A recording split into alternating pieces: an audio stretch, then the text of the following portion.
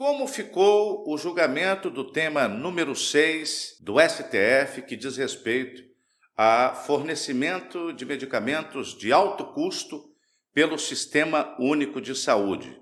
Com relação ao fornecimento de medicamentos por pessoas que precisam de medicamentos e às vezes têm dificuldade de adquiri-los, tem muitos medicamentos caros, afinal de contas, o STF homologou um acordo entre os estados e município e União, né?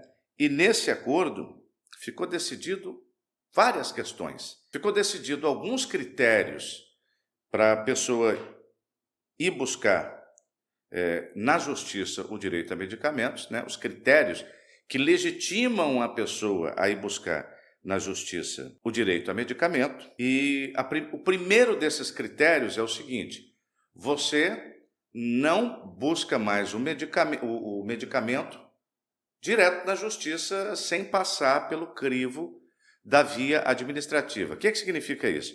Significa que antes você vai ter que fazer um pedido para a administração, ou seja, ou ao município, ou ao estado, ou à União, e só se eles negarem o seu medicamento é que você vai poder ir para a justiça, e com toda razão, para poder exigir, através de um juiz de direito, o medicamento que você necessita. E só para começar a conversa, gente, pelo menos 30% da população brasileira tem dificuldade para comprar medicamentos.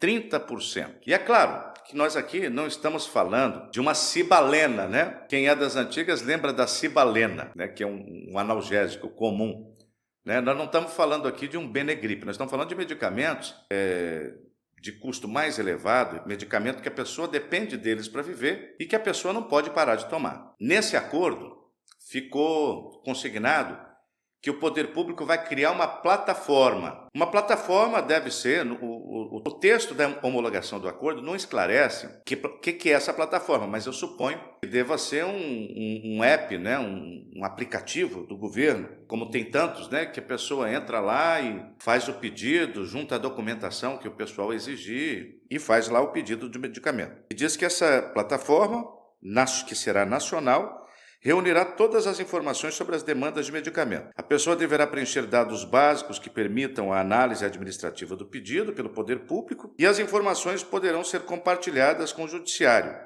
Isso deve facilitar a gestão e o acompanhamento de casos e a definição das responsabilidades entre União, estados e municípios, além de melhorar a atuação do judiciário nesse tema. Bom, o acordo define também quais são os medicamentos não incorporados, ou seja, que não constem na política pública do SUS, que estejam previstos nos protocolos clínicos oficiais para outras finalidades, que não tenham registro na Anvisa, que sejam usados off-label, sem protocolo clínico, que não integram as listas do componente básico. Porque aqui é o seguinte, tem situações em que tem um medicamento que foi feito para uma coisa e que a pessoa utiliza para outra. Quando utiliza para outra coisa que não é aquela para a qual o medicamento foi registrado, disse que o uso é off-label. Vou te dar um exemplo. Por exemplo, medicamento Ozempic. O medicamento Ozempic, tem muita gente que usa ele para emagrecimento, mas ele é um medicamento que foi registrado para diabetes. Mas é fato notório que ele também emagrece. Então, pode acontecer o seguinte, uma pessoa que está com obesidade mórbida, o médico vai e passa, toma o Ozempic. O Ozempic custa R$2.000 por mês, né? E aí, alguém pode questionar, não, mas vem cá, esse medicamento você está pedindo para obesidade, mas ele foi feito para diabetes. Então, essas questões aqui foram discutidas nesse acordo, né? Como é que critério para definir também o medicamento usado off-label. Off-label, fora da bula, sabe?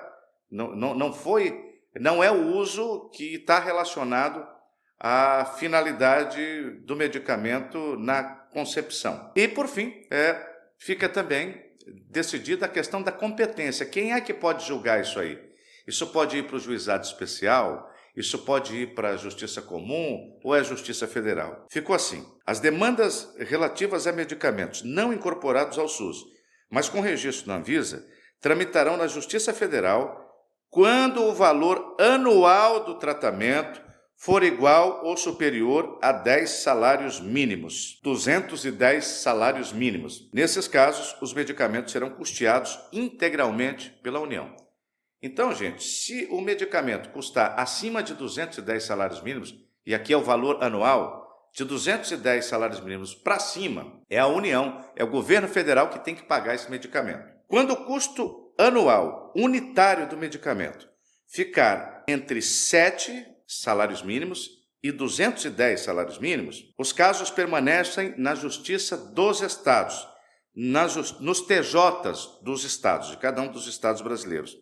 E a União, nesses casos, vai ressarcir, apesar do processo ficar na Justiça Estadual e o Estado ser a figura condenada a fornecer o medicamento, a União fica obrigada a ressarcir ao Estado 65% daquilo que o Estado tiver que desembolsar para fornecer judicialmente um medicamento.